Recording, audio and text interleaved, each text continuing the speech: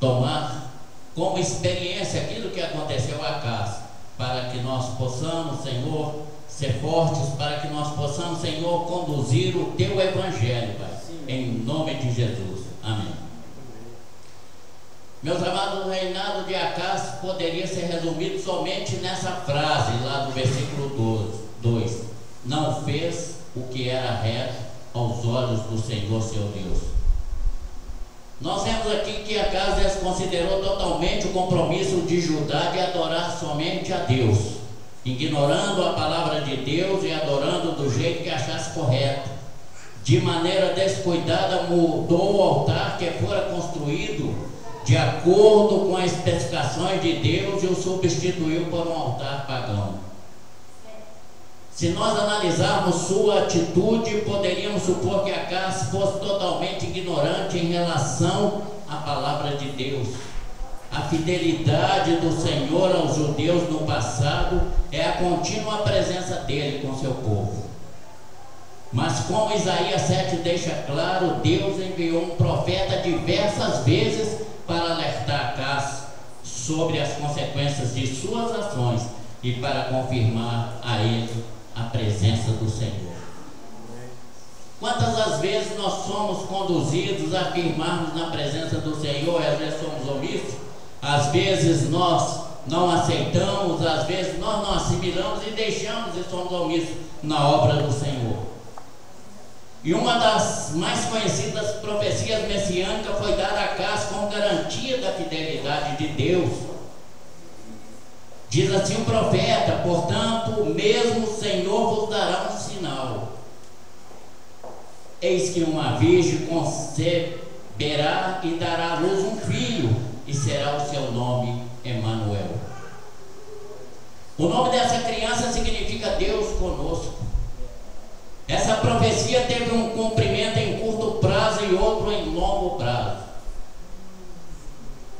Para Acás, Deus estava dando uma razão para que ele confiasse nele ao invés de nos outros deuses. Deus prometera remover a ameaça da Síria no período de 3 anos, o tempo necessário para uma criança nascer e ser desmamada. Mas Acás se recusou a confiar no Todo-Poderoso. Ao invés disso, procurou proteção junto a aliados terrenos, os poderosos assírios. Ao contrário do Deus de Israel, os assírios eram traiçoeiros e infiéis. Os aliados dos judeus logo se tornariam seus inimigos, apesar de Deus ter oferecido graciosamente sua proteção, estar com seu povo. Eles insistiram em ignorá-lo. Meus amados, o Evangelho de Mateus aponta para o cumprimento em longo prazo da profecia de Isaías, que se cumpriu em detalhes em Jesus Cristo. Nascido de uma virgem, Jesus era Deus em forma humana e, portanto, o verdadeiro Emanuel, o Deus conosco. Podemos ver que mesmo entre os seguidores mais próximos a Jesus, poucos entenderam o quão literalmente Deus estava com eles na pessoa de Jesus. Não perceberam, apesar de Jesus gradualmente ter revelado a eles sua verdadeira natureza, realizando milagres que apontavam para a sua divindade, lhes ensinando as coisas de Deus e, mais importante, trazido salvação através de sua morte sacrificial. E aí nós tiramos um sinal para nós, um sinal para a nossa atualidade, um sinal para a igreja de hoje. Acás e seu povo rejeitaram a salvação temporária que Deus lhe oferecera, porque não confiaram em seu poder absoluto no mundo de reinos terrenos rivais. E hoje a igreja infelizmente vive isso. As igrejas, ao invés de se unirem, são rivais. Os pastores são rivais. Não há uma união específica, mas através da profecia de Isaías, Deus estava lançando o fundamento profético de seu plano de salvação definitivo, o envio de seu único filho à terra para salvar a todos nós. Deus estava trabalhando a salvação eterna de seu povo. E não apenas a salvação contra inimigos terrenos. O livro de Hebreus nos mostra como Deus usou seus profetas, anjos e, por fim, o próprio Jesus para levar adiante o seu maravilhoso plano de salvação. E a pergunta feita por aquele escritor continua a nos confrontar ainda hoje. Como escaparemos nós se não atentarmos para uma tão grande salvação? Como escaparemos nós? Nesse mundo que está aí, como escaparemos nós se não atentarmos para uma tão grande salvação? Medite sempre nesse capítulo 2, versículo 3 de Hebreus. Vamos fazer isso, a nossa oração diária, para buscarmos ao Senhor. Como escaparemos nós? Buscando outros deuses? Buscando o mundo lá fora? Ou buscando Jesus? Como será a nossa salvação? Amém? Louvado seja o nome do Senhor nesta noite. Vamos louvá-lo agora com nossos cânticos, com os nossos hinos, declarando a tua santidade e a tua divindade em nossas vidas. Vamos chamar primeiro aqui as crianças, vamos liberá-los lá para a salinha mais cedo, para que eles possam assistir ali um filme, para que eles possam estar ali na presença. A Tatiana veio hoje, não, né? Está lá. Foi lá para casa do meu filho. Ah, tá. A pastora Ana, por favor. Sim. Nós vamos orar para as crianças, para que elas possam estar ali na salinha. Hoje está muito calor, né?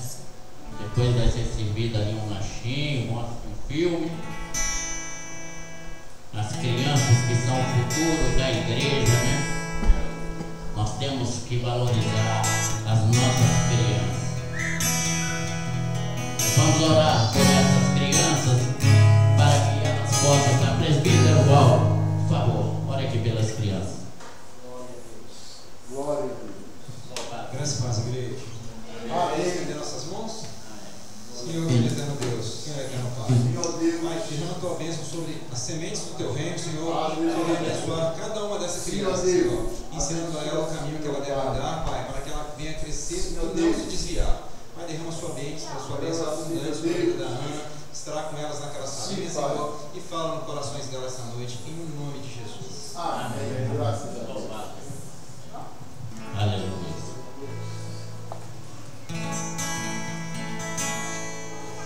Louvado seja o nome do Senhor. Glória a Deus, aleluia. Glória a Deus. Momento da igreja. Nós vamos passar por lá de cá para que a gente, para que o pescoço do pastor não fique com torcicolo. Vamos passar para cá e à medida que for chegando mais pessoas, vai sentando lá. Aleluia.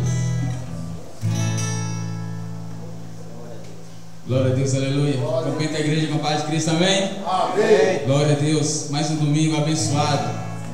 Que nós estamos aqui na presença do Senhor para louvar sempre e agradecer o teu santo nome.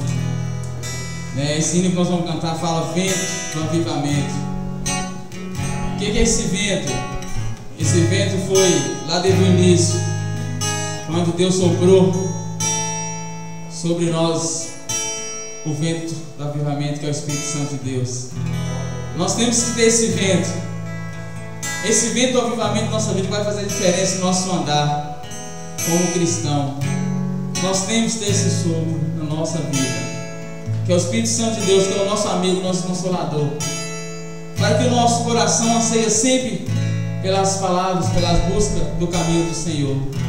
Nós temos que ter sempre esse avivamento no nosso coração, que é o Espírito Santo, para sempre podermos anseiar de estar sempre na presença do Senhor, sempre estar te buscando, sempre estar te adorando, não importando o que está acontecendo de um lado, do outro, ou mesmo com a gente mesmo, mas sempre estar buscando o Senhor para adorar e agradecer o quanto que Ele é na nossa vida, amém? Glória a Deus, aleluia. O meu coração tem a sede de ver tua glória.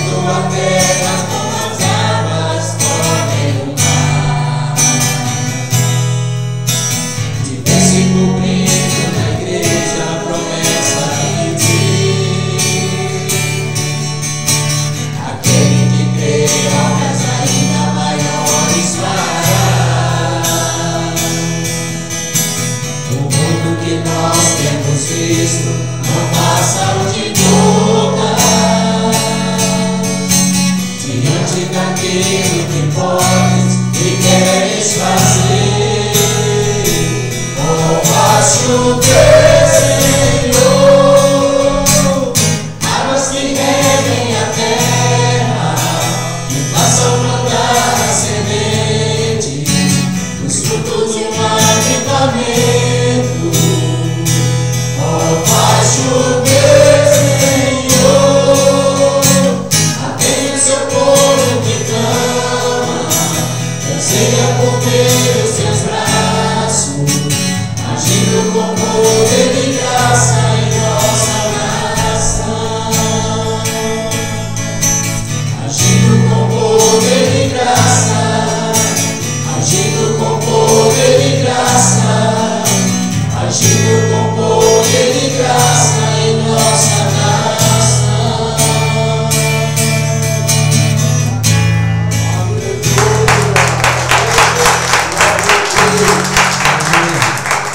Exaltado seja o nome do Senhor.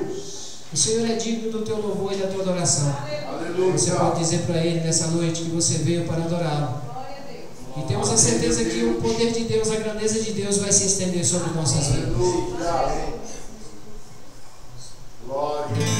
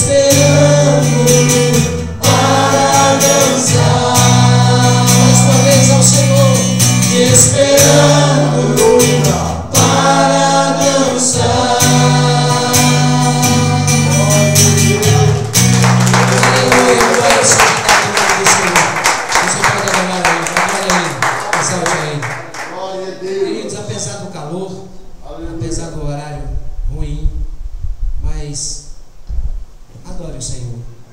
Esqueça de tudo. Se esvazie de tudo. Se esvazie de tudo que talvez te fez preocupar no dia de hoje. Aquilo que está te fazendo preocupar no dia de amanhã. E clame ao Senhor agora. Eu queria te convidar. Pegue na mão dessa pessoa que está do seu lado.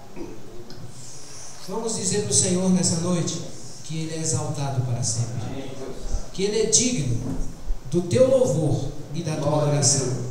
E nós viemos aqui nessa noite para dizer isso a Ele. Nós viemos aqui nessa noite para exaltar verdadeiramente ao Senhor. E você pode exaltar a Ele. Você pode fechar os teus olhos e sentir a presença de Deus, porque é real nesse lugar. A presença do Senhor está na minha e na sua vida. A presença do Senhor está marcante naquilo que Deus tem feito na sua vida. Tudo que talvez nós vencemos e que temos para vencer é porque o Senhor se faz presente na minha e na sua vida. Então não deixe nada atrapalhar a sua adoração nessa noite. É o momento de nós abrirmos o coração e dizermos ao Senhor que nós o amamos, que nós o adoramos através do nosso cântico. Aleluia. Louvado seja o nome do Senhor Jesus Cristo.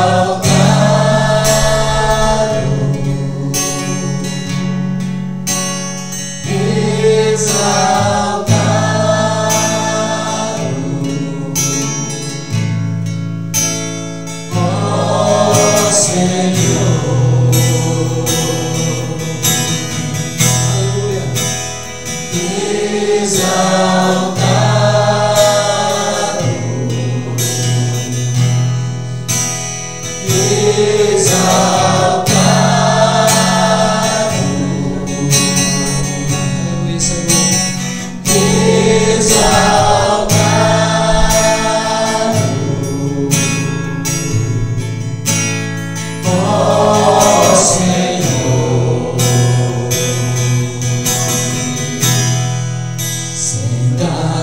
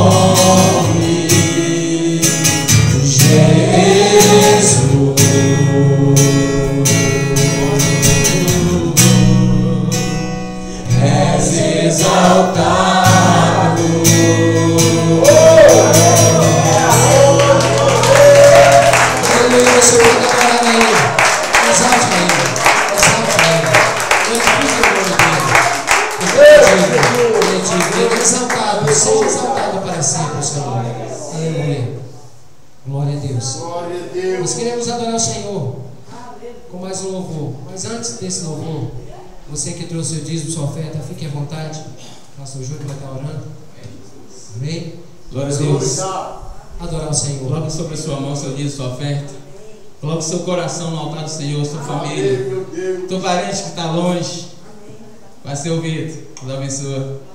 Coloque teu parente que esteja longe, tua família, teu amigo, teu colega de serviço. Deposite no altar do Senhor nessa noite. Eu sei que, igual nós, como eles também, todos passam tribulação. Mas apresente ao Senhor aquela pessoa que está sofrendo, que você conviveu na semana, que passou por alguma tribulação. Oferta ao Senhor a vida dela nessa noite. Amém, meu Deus. Que Deus esteja abençoando a cada um que esteja aqui. Que Deus esteja prosperando a cada um que está aqui, a cada família aqui representada.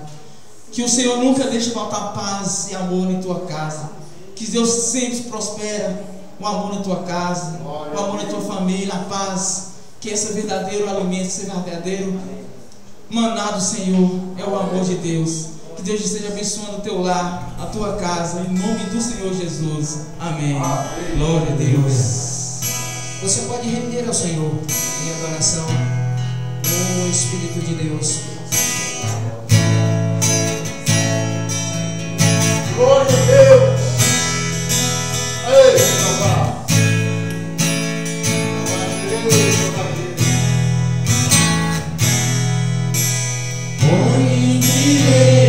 Nos astros do céu, chama teu nome, diz ao mar, a que te detena, acalma aos montes,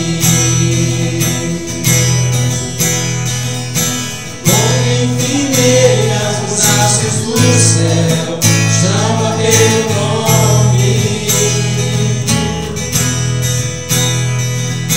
Diz ao mar, a que te detena, da forma aos montes. Soprou e as narinas a vida que deu a ele. Sonhou para um sonho tão lindo.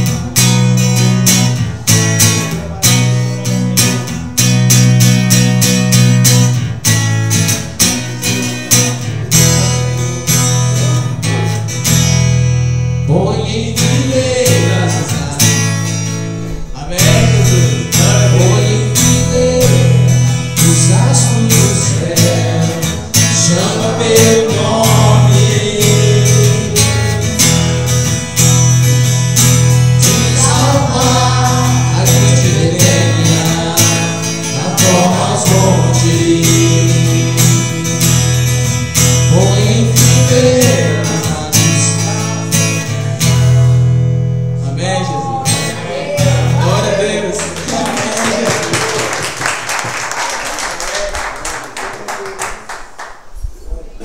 Agradeço ao louvor, com plena certeza que agradou o coração do Senhor, que os dízimos e as ofertas que foram tragos aqui no altar sejam multiplicados na vida de cada um. Antes de nós entrarmos na palavra de hoje, eu queria chamar aqui o pastor Cláudio. No domingo eu não pude ficar até o final do culto, eu tive que sair para fazer uma visita, e o pastor Cláudio é que ministrou a palavra, e ele quer falar alguma coisa para a igreja sobre a palavra que foi ministrada no domingo, e depois nós vamos entrar na ministração da palavra de hoje. Amém? Boa noite, igreja. Boa noite. A paz do Senhor Jesus Cristo seja conosco. Amados, eu pedi ao pastor Raimundo aqui 2 minutos a 3 minutos para fazer um concerto. No domingo passado, o pastor Raimundo disse aqui que a igreja, o evangelho está morrendo dentro das igrejas.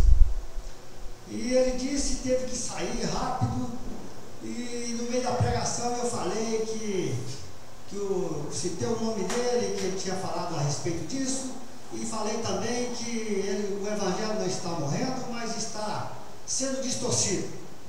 Então, diante da igreja, eu errei. Estou aqui a pedir perdão, pastor Raimundo, por ter falado dessa forma. Me perdoe, pastor Raimundo, em nome de Jesus. É só isso. Amém.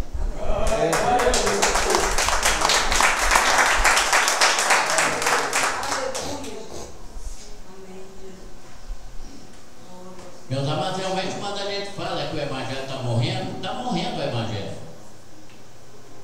As igrejas evangélicas estão fazendo o evangelho na contramão. Ao invés de andar para frente, está andando para trás. E o que eu falei aqui, que a gente não vê mais os sinais acontecendo na igreja. Os sinais não são da igreja, os sinais é de cada um que é crente. Mas eu vou mostrar aqui hoje na mensagem por que é que esses sinais não acontecem. Por que é que a igreja está entrando na contramão do evangelho? Por que 90% dos pastores não estão fazendo o verdadeiro evangelho que Cristo nos ensinou? O verdadeiro evangelho não é aquele que Mateus escreveu, não é aquele que Marcos escreveu, não é o evangelho de Lucas, não é o evangelho de João. Aqui no ensinamento, o verdadeiro evangelho é o que Paulo fez. Aquele é o verdadeiro evangelho, que levantou as igrejas, que consertou as igrejas, que fez conserto para as igrejas. Mas hoje os pastores têm medo de fazer conserto com a igreja, porque eles não visam a espiritualidade das pessoas, eles visam o bem-estar deles e da igreja. E é por isso que o evangelho está morrendo. Às vezes eles temem de dar uma palavra e a igreja se esvaziar, mas quem vai embora é porque não está na espiritualidade. E é o que eu quero mostrar aqui hoje.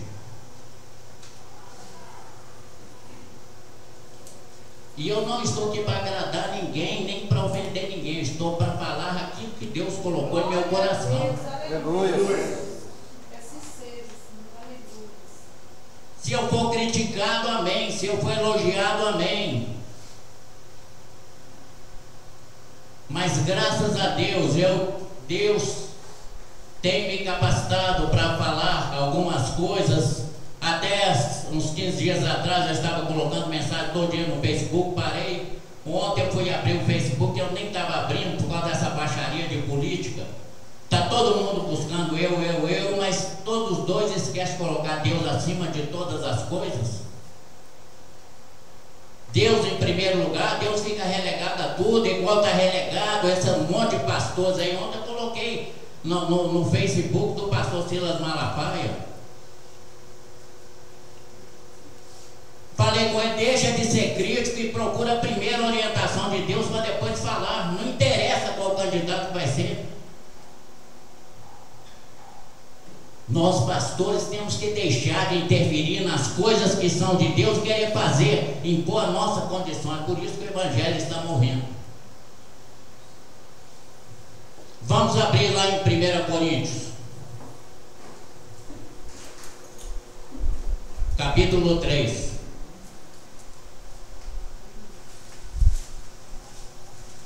Versículo 1.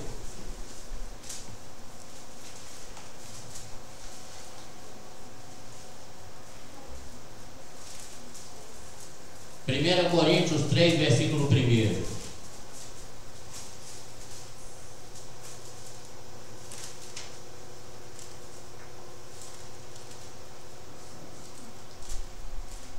Diz assim: e eu, irmãos, não vos pude falar como a espirituais, mas como carnais, como a meninos em Cristo. Vamos repetir isso aqui? E eu, irmão, não vos pude falar como a espirituais, mas como a carnais, como a meninos em Cristo. Olha, quando Paulo deu essa sábia palavra, ele estava lidando com uma igreja complicada, uma igreja que acha que sabia tudo, e ali era uma igreja que tinha judeus, que tinha gentios, que tinha cristãos, e era uma igreja totalmente dividida. Se nós olharmos aqui no Novo Testamento, a igreja de Corinto, na época era a melhor igreja que tinha, era a igreja mais organizada, era a igreja que conhecia a palavra, era a igreja de sábios, era a igreja que tinha ricos, tinha pobres, tinha pessoas de todas as classes sociais, mas a igreja de Corinto era uma igreja dividida. Os crentes estavam tomando partido, identificando-se um com Apolo, outro com Paulo, outro com Cristo, e era uma igreja dividida. Era uma igreja do disse-me disse, porque fulano falou, e eu sou é de Paulo, porque fulano falou e eu sou é de Apolo, porque fulano lá falou e eu sou é de Cristo. Então era uma igreja totalmente dividida, uma igreja bagunçada. Agora, por que essa igreja era bagunçada? Nós vamos ver aqui. Por que as igrejas hoje estão bagunçadas? Porque está vivendo o mesmo que a igreja de Corinto vivia. A igreja não está buscando pregar o verdadeiro evangelho, a igreja está procurando os seus interesses. Os pastores não querem dar poder aos crentes, e quem faz a obra do Senhor não é a igreja, não é o pastor. Quem faz as obras é os crentes e as ovelhas. É quem está na igreja que faz a obra, é cada um de nós faz a obra do Senhor. O Senhor nos separou para fazer a obra dele, é por isso que não tem os sinais, mas hoje não tem cura. Hoje a gente busca uma bênção e não consegue. Hoje a gente está num problema financeiro e não consegue sair dele. Eu estou falando isso de crente, eu não estou falando de gente do mundo. A gente sofre enfermidade, luta, não consegue. Por que a igreja está passando por isso tudo? Não somos crentes? Não levantamos a mão do Senhor? A palavra não fala que aquele que é crente, que todas as coisas cooperam para o bem daqueles que amam a Deus? Por que não acontece isso com a igreja? Por que não está acontecendo isso com a igreja hoje? Nós vamos voltar lá em Gênesis, quando Deus criou o homem. A palavra fala que Deus juntou do pó da terra, soprou ali o sopro do Espírito, o homem se fez carne e tornou alma vivente. O homem ali se tornou alma vivente.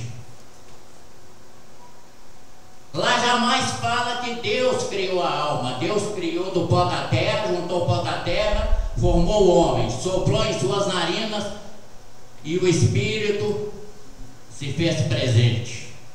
E aí ele se tornou alma vivente. Ali nasceu o homem espiritual vivificado pelo Espírito de Deus. Adão era um homem espiritual vivificado pelo Espírito de Deus. Mas aí vem a queda. Por que veio a queda? Porque a alma passou a dominar o corpo mortificou o espírito já não teve mais relacionamento com Deus e Adão pecou. Aí deixou de ser o homem espiritual e passou a ser o homem natural. E hoje o homem natural é aquele que está afastado de Deus, é aquele que não crê em Deus, é aquele que acha que Deus não faz nada. Esse é o homem natural. Mas depois do homem natural tem o homem carnal. É o que Paulo fala aqui, é desse homem carnal que Paulo fala aqui, é do crente carnal. O que é o crente carnal? É aquele que levantou a mão para aceitar a Jesus e declarou a Jesus que Jesus seria o Senhor dele, mas não aceita Jesus como Senhor dele. Por que ele não aceita Jesus como Senhor dele? É porque ele deixa a alma dominar o seu ego e o pecado entra pelo corpo e o corpo domina e neutraliza o espírito, aí ele perde a comunhão com Deus. Ele não deixa de ser crente, ele não deixa de ser cristão, mas ele está subjugado pela alma e ele não tem domínio, ele não deixa o espírito ter contato com Deus. Aí nada acontece. Ele ora, nada acontece. Ele busca, nada acontece. Ele profetiza, nada acontece. Porque ele está afastado de Deus.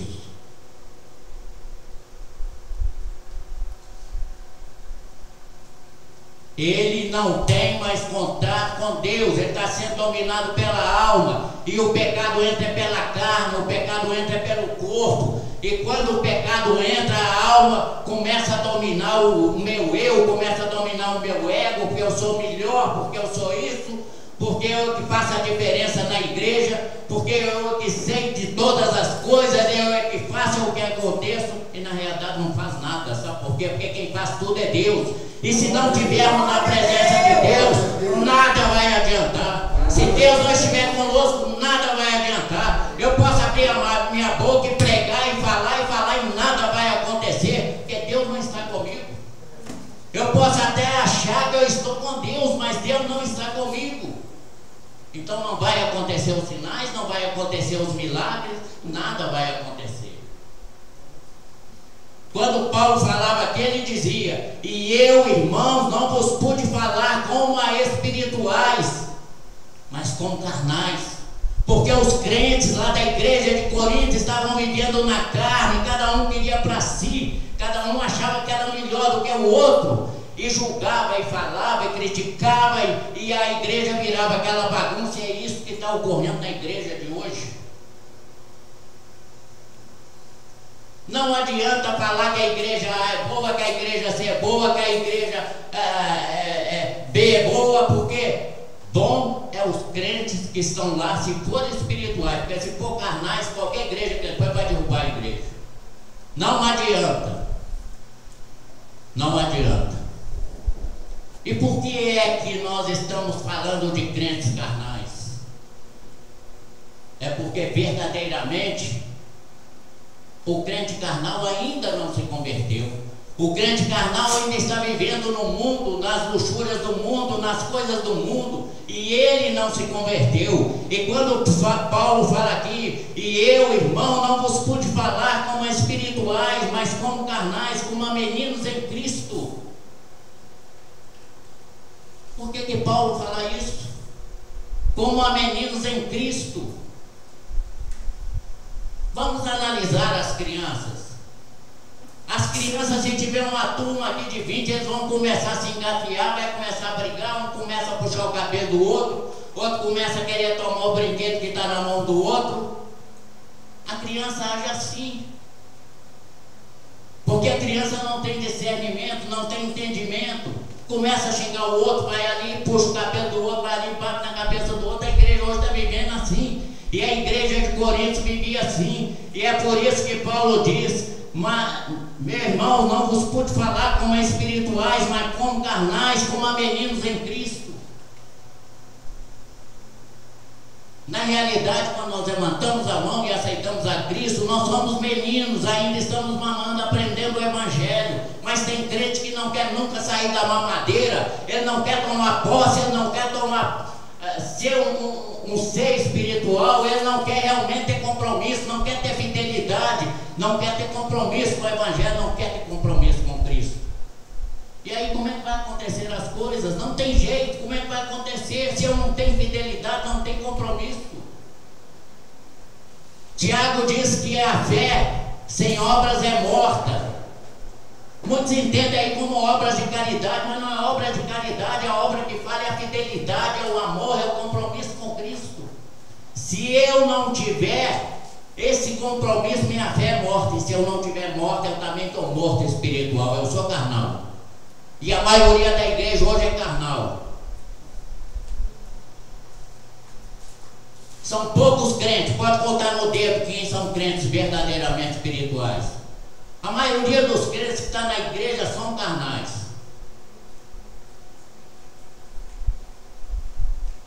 É crente que quer criar grife, é crente que quer criticar, é crente que quer interferir na política, é crente que quer determinar o rumo do país. São crentes carnais.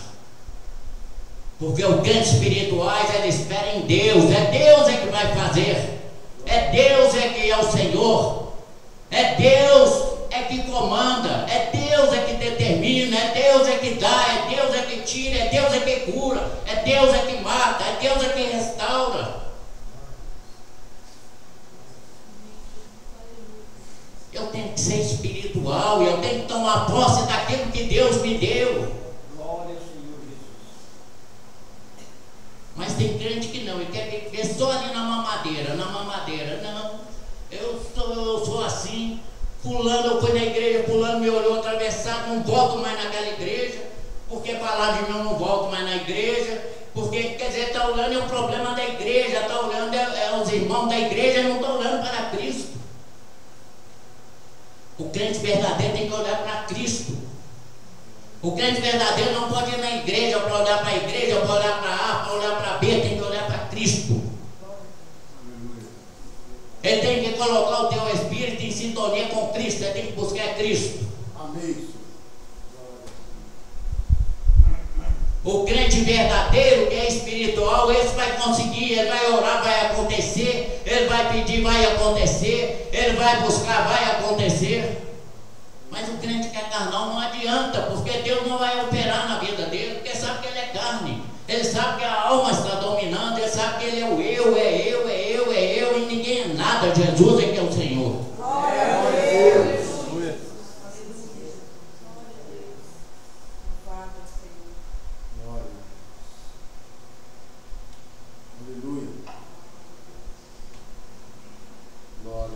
Vocês querem ver por que Adão deixou de ser um ser espiritual e através da consequência dele, todos nós nascemos do pecado, nascemos na carne? Vamos abrir lá em Gênesis.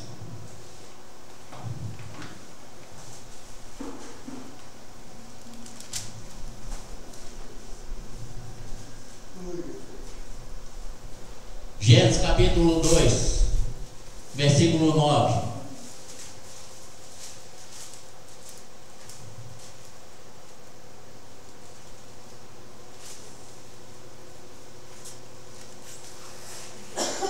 Diz assim: e o Senhor Deus fez brotar da terra toda árvore agradável à vista e boa para a comida. Vamos ler de novo? E o Senhor Deus fez brotar da terra toda árvore agradável à vista e boa para a comida. Toda árvore que Deus plantou ali no jardim do Éden, toda árvore que ele fez brotar da terra, toda árvore era agradável à vista e boa para a comida. Veja bem, toda árvore.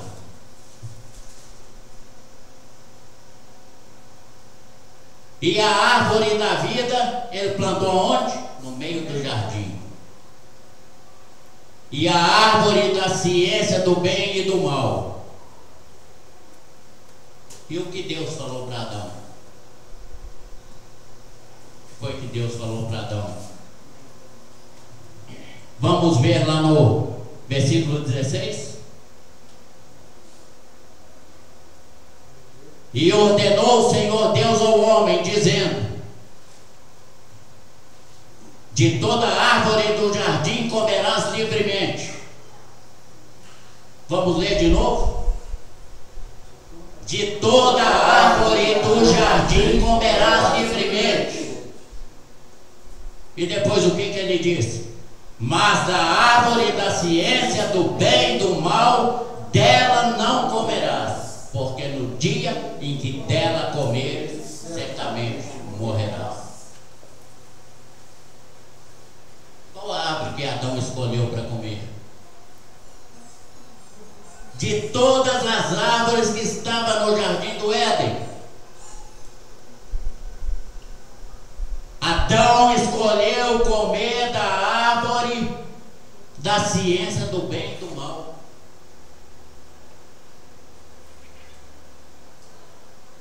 Adão poderia ser eternamente espiritual, ter a divindade de Deus e isso trazer um benefício, e todos nós seríamos divindade de Deus. Sabe por quê? Porque Deus colocou lá no jardim do Éden uma árvore da vida. E Adão não quis comer da árvore da vida. Por que ele não quis comer da árvore da vida? Por que ele optou em comer a árvore do bem e do mal? Porque apesar da criação de Deus ser perfeita, eu não sei se Deus errou, se fez propositalmente, mas o homem nasceu com intuito próprio. Sabe o que fez Adão comer da árvore do bem e do mal? É a alma que entrou nele na formação dele. Porque ele foi formado do pó da terra, o Espírito de Deus foi soprado, a alma entrou ali, ele se tornou alma vivente e a alma se ligou a Satanás. E Satanás ordenou que ele comesse da árvore do bem e do mal. E é isso que acontece nas igrejas hoje. A alma está dominando os crentes e o Espírito está lá mortificado. E se o Espírito não estiver vivificado com Deus, não adianta crente pedir, crente bater joelho, crente subir para o morro, crente fazer campanha, que não adianta, que não vai acontecer nada.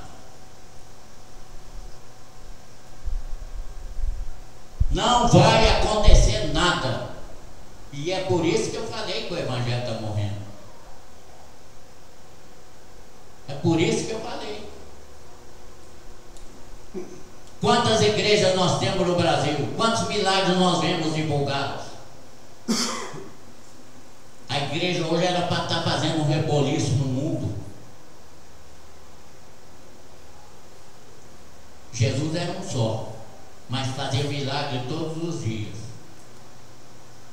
No início do Evangelho, lá em Atos, os apóstolos faziam milagres todos os dias. E a igreja hoje faz milagre? Cadê os crentes das igrejas, os crentes espirituais? Onde estão os crentes espirituais? O problema é que a igreja está cheia de crentes carnais. E os crentes carnais não vão nunca fazer milagres, não vão nunca emitir sinais de divindade de Deus, porque não estão ligados com Deus. A igreja precisa se renovar, a igreja precisa se restaurar, buscar verdadeiramente a Jesus. Nós como crentes, nós temos que ser totalmente espirituais, não adianta nós sermos carnais. Se nós continuarmos sendo carnais, nós não vamos conseguir nada. Nós estamos fadados a morrer e nem sabemos para onde nós vamos.